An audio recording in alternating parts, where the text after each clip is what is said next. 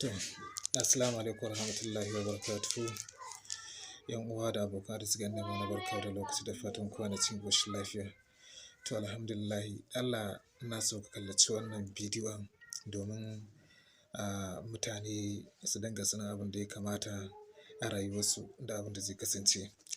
Musamman mata, kar ku ga iyaye sun muku zaɓi ko hakikance ku ce ku ba ku. An kawo min kes a Kano, an kawo min kes din yarinyar da aka kama ta, aka ganta a kasuwa. Yarinya karama mai karamin shekaru, budurwa ce ta aure da goyon ta danyen goyo, tana bi shago shago tana neman bara tana sadaka. Wani ya kira ta yace ke ya aka yi? Kawai sai ta ce ai ta ɗaliban malam wani ne. Ɗalibar wane? Subhanallah, me ya faru? Auren ta ne mutu. Aka zo daga kasuwa, wata kasuwa aka kawo min ita. Malam ya kaba ɗalibin, nace wallahi ban sani ba. Ke me ya faru, ya aka yi? Auren ta ne mutu. Me ya faru? Ai ubanta ne yace ba za ta koma gidansa ba. Na dauke ta muka je gidan uban, wallahi yanzu haka ina ganin fuskar uban nan, dattijo mai furfura gaba daya. Ya fito yace malam sanda zuwa, yaya aka yi? Nace na zo ne in bi kadin yarka, naji an ce ba ta ka hana ta zama a gidanka, auren ta ya mutu kuma tana zuwa tana bara tana roƙo.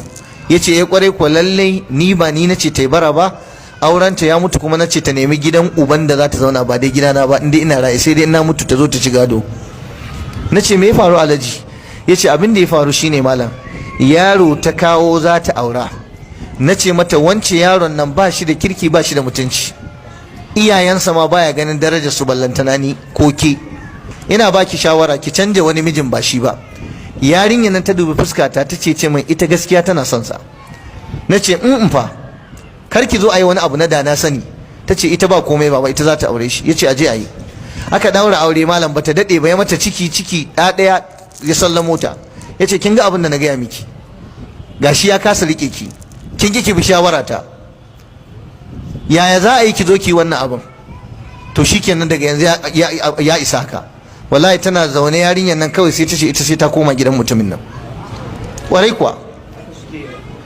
Ya ce to shikenan za ki koma? Kar ki koma, ki yi hakuri, mu nema miki wani bazawari da zai aure ki. Ta ce ita sai ta koma, ya za a raba ta da gidan 'ya'yanta? Wallahi malam, duk wannan irin ba da dama da ake cewa kar aiwa yara auren dole, malam yanzu 'ya'yan sun da su suke juya iyayensu wallahi. Ya ce to shikenan ki koma.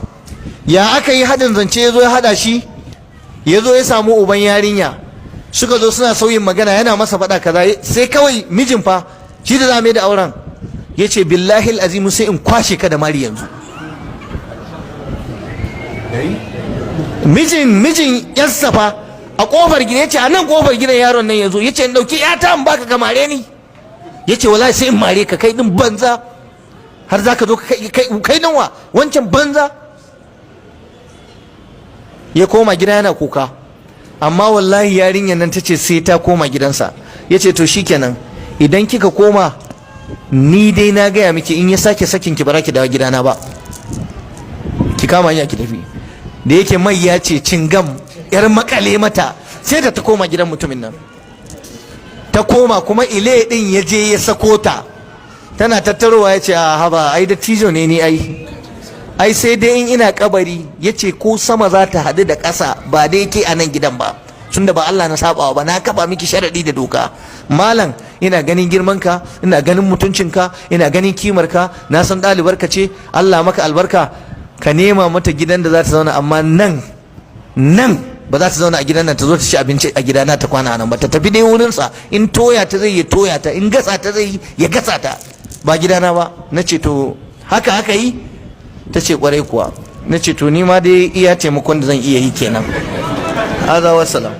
To me zan yi? Ba abin da zan iya yi wallahi. Ku ji tsoron Allah, auren dole ana wulakanta iyaye, kar su muku auren dole, amma kuma ku daina musu auren dole.